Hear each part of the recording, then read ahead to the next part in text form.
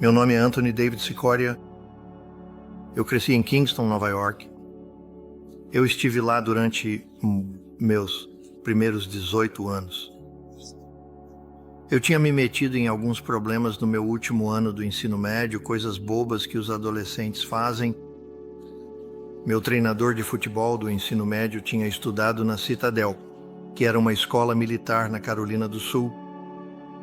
Ele comentou com meu pai que eu precisava ir para a Citadel, porque eu precisava de algumas correções leves.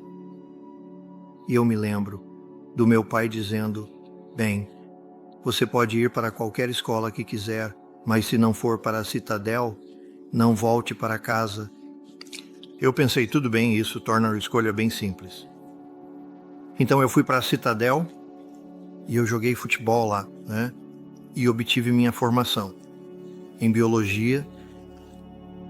Quando eu estava lá no meu último ano, tive a honra de trabalhar com Albert St. George, que foi um ganhador do Prêmio Nobel, que definiu como os músculos funcionavam. Naquela época, isso me fez perceber que era isso que eu queria fazer.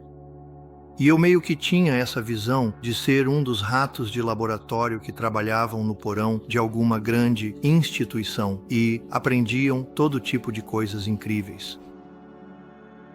Então eu decidi ir para a pós-graduação e passei os próximos 5 anos obtendo meu doutorado em fisiologia com uma especialização em biofísica. Quando eu terminei meu grau de pós-graduação, não havia empregos. E o que aconteceu foi que muitas pessoas tinham ido para a pós-graduação para escapar da guerra, a guerra do Vietnã, por causa do fim da guerra. Quando me formei, havia um excesso de doutores que acabaram de entrar no mercado. E, como resultado disso, não havia bons empregos. E então eu pensei, sabe de uma coisa, eu preciso tomar outra decisão. E eu pensei, eu vou para a escola de medicina. No final, eu estava tentando decidir que tipo de médico eu queria ser. E eu decidi pela ortopedia, porque eu era uma daquelas crianças que adorava desmontar as coisas, montá-las de novo e reconstruir tudo. E eu acho que por causa da minha herança italiana, eu tinha alguns genes de marcenaria que estavam enterrados lá em algum lugar. E, então, foi isso que eu escolhi.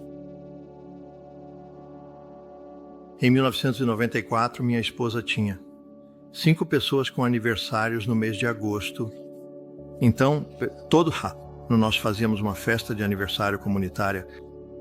E eles escolheram um lugar chamado Lago Sleepy Hollow. No lago havia pavilhões que você podia alugar. E ela alugou um que comportava mais de 25 pessoas. E isso seria nosso encontro de agosto. Eu fiquei responsável por comandar o churrasco, então eu estava lá fora preparando a comida, enquanto a maioria das outras pessoas estava lá em cima no pavilhão. E no começo do dia estava lindo lá fora, o sol estava brilhando, a temperatura estava agradável e tudo parecia bom. Em algum momento eu decidi que deveria ligar para minha mãe para saber como ela estava, porque ela não iria estar lá. Nessa altura meu pai já havia falecido, então minha mãe estava lá sozinha e eu queria saber como ela estava.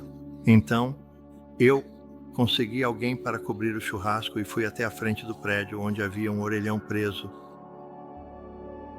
O que eu não tinha percebido era que uma nuvem de tempestade havia se formado sobre o lago. E então estamos bem ao lado do lago. Então eu vou até lá e estou indo ligar para minha mãe e eu coloquei o código e o telefone e eu estou tentando falar com ela no orelhão. E eu deixei tocar 5, 6, 7 vezes e ela não atendeu. Então eu pensei, tudo bem, ela está ocupada. Vou tentar ligar para ela de novo mais tarde. E quando eu comecei a afastar o telefone do meu rosto para desligá-lo, eu ouvi um grande estalo. E esse grande clarão saiu do telefone e atingiu meu rosto. e me jogou para trás como uma boneca de pano. E, enquanto me jogava para trás, eu tive a sensação mais estranha de estar me movendo para frente. Eu me lembro de estar lá parado pensando, isso não faz sentido. Eu sei que vi o relâmpago, eu sabia que tinha sido atingido, e eu sabia que tinha sido jogado para trás. Mas agora estou aqui parado. E nada faz sentido. E eu olho para o telefone e ele está balançando.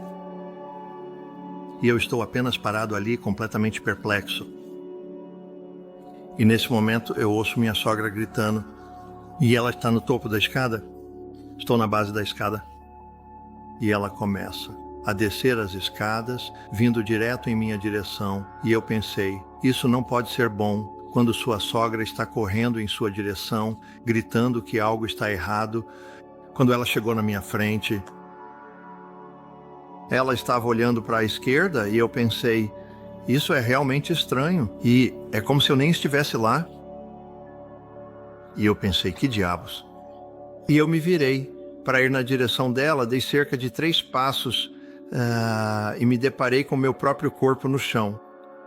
E eu pensei, caramba, eu estou morto. E foi um choque tão grande. Eu esperava completamente que quando você morresse, haveria algum tipo de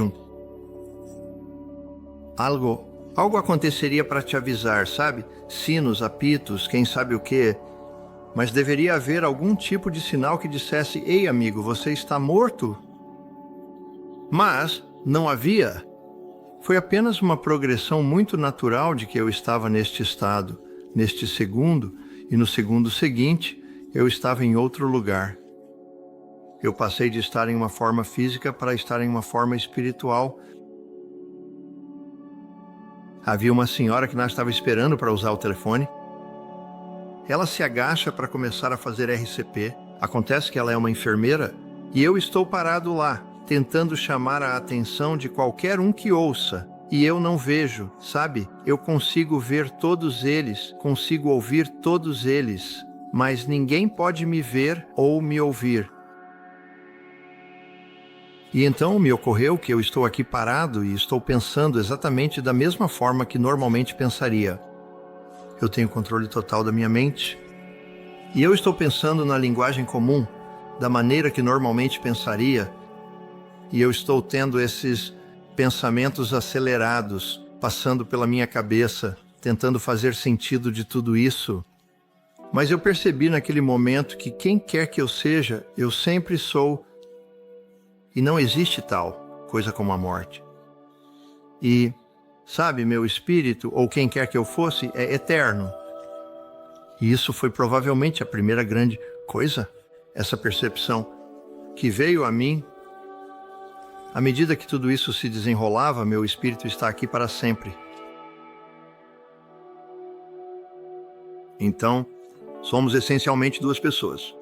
Estamos neste corpo, que não é nada mais do que uma fantasia por cima de quem somos sempre. E na nossa forma espiritual, e quando eu me aproximei do corpo e olhei para ele, parecia ser muito impassível em relação a isso. Era como, isso, sou eu. Mas não é. Você sabe, eu sou eu ainda sou quem eu sempre fui. E isso não é nada além de uma casca vazia. E isso foi bem impactante. Não foi uma experiência assustadora, você sabe, foi apenas de forma muito direta. Assim é como as coisas realmente são. E então eu pensei, bem, não faz sentido ficar aqui porque ninguém pode me ver ou me ouvir. E eu me virei e comecei a andar em direção às escadas, e eu vou subir as escadas e verificar como está minha família. E eu comecei a subir as escadas e cheguei a cerca do 3º degrau, e eu estou olhando para o chão e começo a ver minhas pernas se dissolverem. E eu pensei, bem, ok, isso está ficando realmente estranho. E quando cheguei ao topo das escadas, eu tinha perdido toda a forma, eu era apenas uma bola de energia. As escadas Quando você chega ao topo do primeiro nível, sobem mais alguns degraus à esquerda e eu não me preocupei com isso. Eu não tinha forma. Eu acabei de passar pela parede e quando eu saí do outro lado da parede, eu saí bem em cima da minha esposa, que estava sentada, pintando os rostos das crianças. E eu me lembro de ter tirado uma foto na minha cabeça de quem estava lá, quais crianças estavam lá, como os móveis estavam arrumados e em que ordem as crianças estavam em pé. E isso se tornou uma questão importante mais tarde, quando estávamos comparando anotações. E eu consegui dizer todas essas coisas. Isso confirmou o fato de que, sim, eu vi isso e eu estava lá. Eu continuei passando por aquele quarto e quando eu saí do quarto e passei pelo teto, foi aí que as coisas realmente ficaram interessantes. Era como se eu tivesse caído de repente em um rio de pura energia positiva. Havia uma luz azulada branca de onde essa energia emanava. Se você puder imaginar uma energia que é completamente composta de amor e paz, não havia outras emoções, nem outros sentidos que eu tivesse, exceto isso.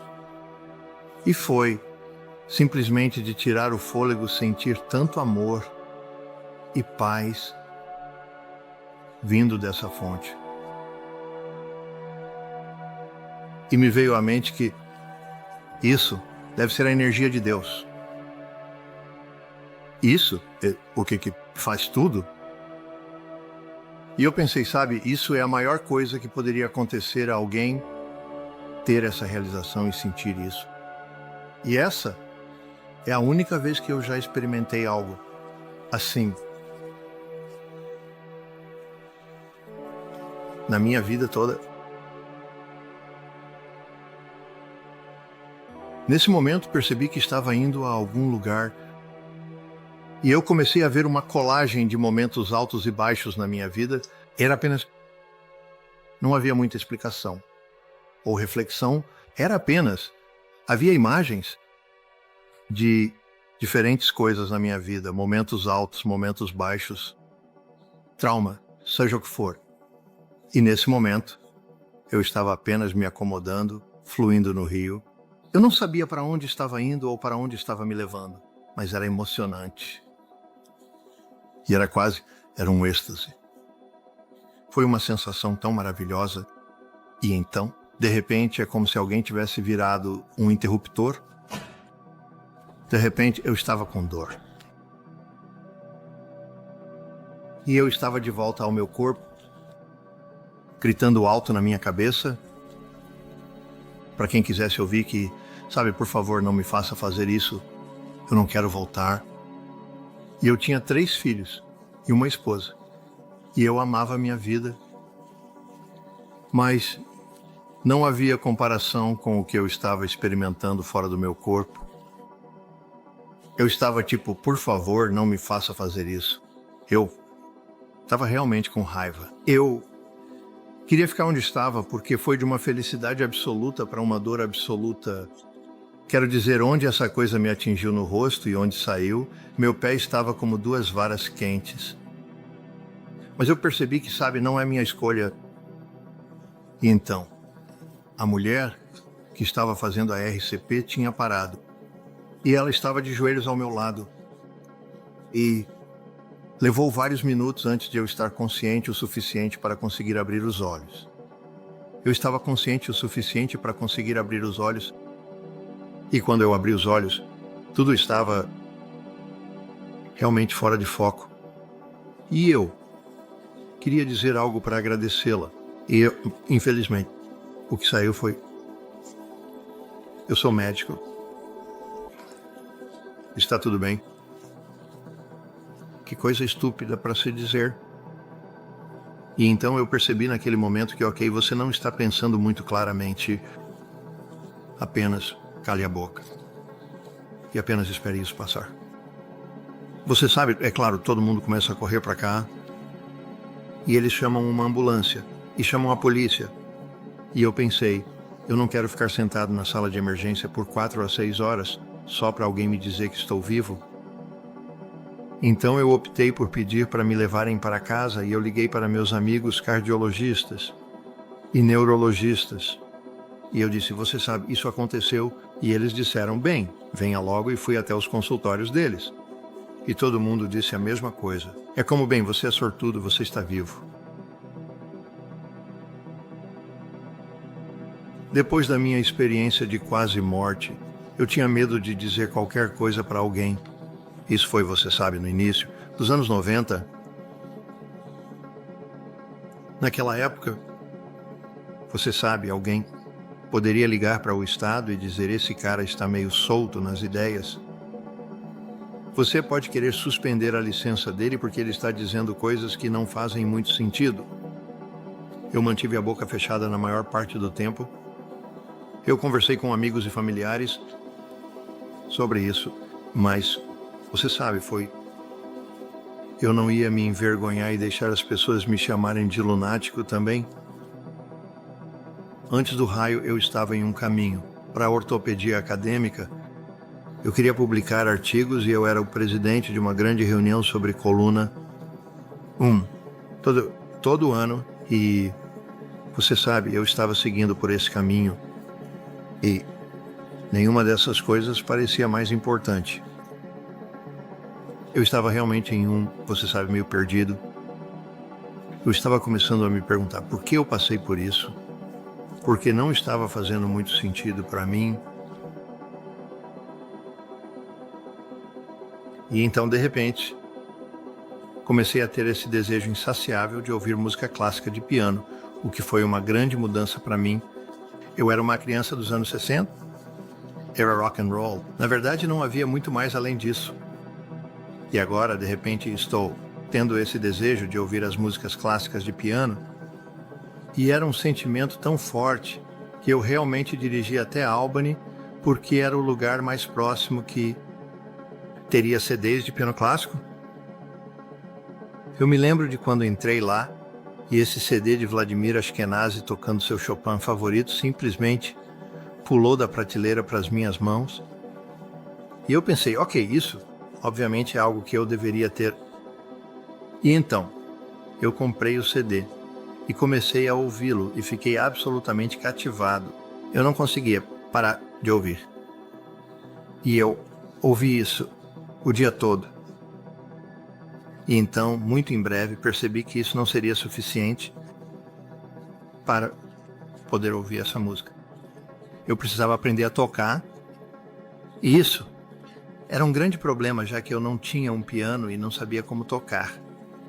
Então, eu pensei, ok, e agora o que eu faço?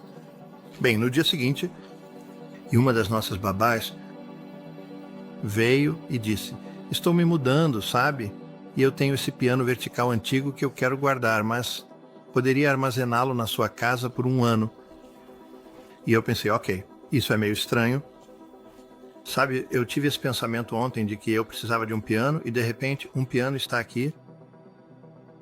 Então eu comecei a tentar me ensinar a tocar e algumas semanas depois disso, eu tenho um sonho e nesse sonho estou saindo para um palco. E no palco eu me vejo e estou tocando em uma sala de concertos e estou tocando música em um piano. E enquanto estou caminhando em direção a mim mesmo, percebo que essa não é a música de outra pessoa. Isso é A música teve um final alto e isso me acordou de um sono profundo. E eu me lembro de estar sentado na beirada da cama e olhei para o relógio. Eram 3h15 da manhã e eu pensei, bem, deixa eu ir até esse piano. E eu comecei a tentar tocar diferentes notas de coisas que eu ouvia, mas eu não tinha ideia de como escrever música e também não sabia como tocá-la. Então eu disse que se dane isso e voltei para a cama. Mas, a partir daquele momento, sempre que eu ia ao piano, a música do sonho começava a tocar e ela tocava o tempo todo. E se eu a ignorasse? Ela começaria a tocar quando eu não queria, eu estava tentando me concentrar na cirurgia, eu estava tentando fazer outra coisa. Era isso tão poderoso dentro de mim que, você sabe, era como, ok, isso é muito mais do que eu entendo que é. E no dia seguinte, eu saí e tive que encontrar um programa para aprender a escrever música, e havia um programa chamado Sibelius, que é basicamente escrever música para iniciantes. E eu consegui usar esse programa e comecei a escrever a música do sonho e passei os 7 meses seguintes em cada minuto livre que eu tinha. E eu realmente mergulhei de cabeça na música. Eu literalmente acordava às 4h30 e praticava até 6h30 quando tinha que ir trabalhar. E então eu fazia meus 12 ou 14 horas de trabalho. E quando eu chegava em casa, era hora de colocar as crianças na cama.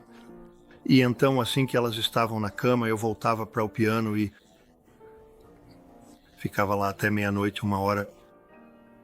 Eu estava absolutamente possuído pela música. E pelo piano. E nada mais era importante.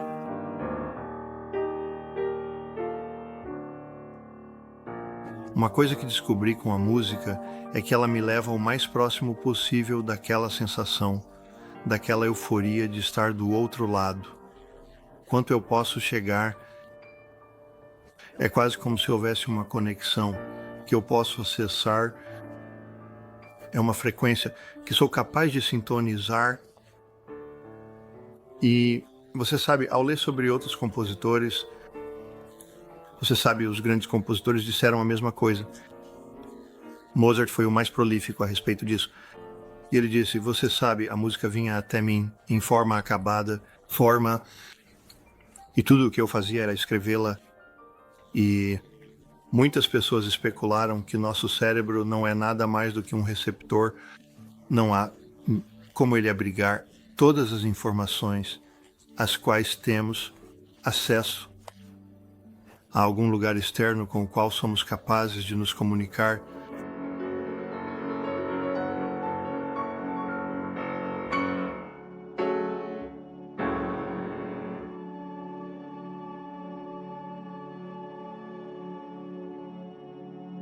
A vida existe após a morte. Estamos nesta forma por um certo período de tempo, e então deixamos esta forma e nos tornamos outra coisa.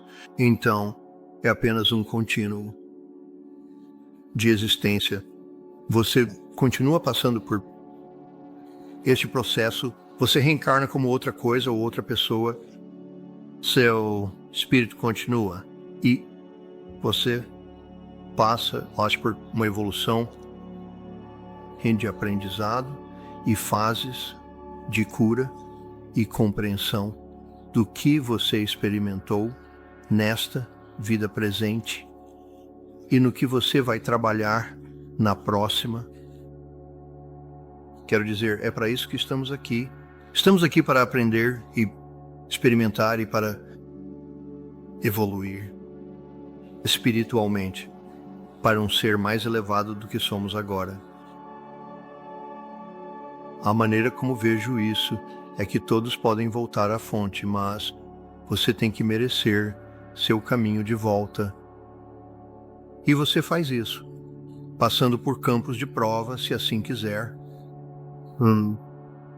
Você se desenvolve experiencialmente. 2 polaridades, A positivo e negativo, e seguir em frente. Uma polaridade positiva é o serviço aos outros, em oposição à negativa, que é o serviço a si mesmo. E, se você puder pensar na linha de serviço aos outros em sua vida diária, então isso lhe dá mais vantagem para crescer espiritualmente. E, em última análise, encontrar seu caminho de volta para casa, reunir-se com a fonte de onde tudo veio. Esta foi a maior coisa que já experimentei na minha vida. Tive a oportunidade de ver o que acontece após a morte. A morte não deve ser temida. É apenas uma mudança de forma. Você ainda existe como quem você é e sempre existirá. Antes da experiência com o relâmpago, eu estava muito fundamentado na ciência em termos de você sabe o que é a realidade. E agora eu entendo completamente que há muito mais para a nossa existência do que temos qualquer ideia. Se todos pudessem experimentar isso antes de morrer, eles teriam uma perspectiva completamente diferente sobre a vida. E o que estamos fazendo aqui? E isso mudaria tudo